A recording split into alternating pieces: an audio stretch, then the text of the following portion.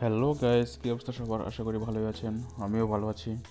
Poco তাদের নতুন phone বাজারে নিয়ে এলো, পোকো M4 Pro। প্রথমেই ডিসপ্লে নিয়ে কথা বলা যাক।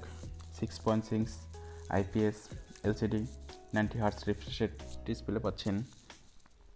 প্রসেসর হিসেবে ডায়মন্ডসিটি 8105G 6nm।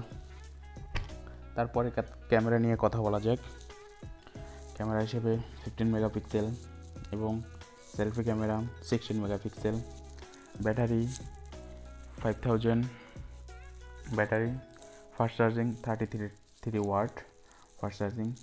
ফোনটি বাজেট রেঞ্জে আসবে। ফোনটিতে থাকবে Android 11 MIUI 12.5 in hand edition version. অবশ্য এখন ফোনটি লঞ্চ হবে, বাট অ্যান্ড্রয়েড 12 দিলে আরও ভালো হতো। দেখা যাক দেশের বাজারে কবে আসে পোকো M4 Pro। অসাধারণ একটি ফোন। হ্যাঁ, মোটামুটি ভালোই গেমিং করতে পারবেন। সাধারণ ফোন। দেখা যাক কবে লঞ্চ হয় দেশের বাজারে।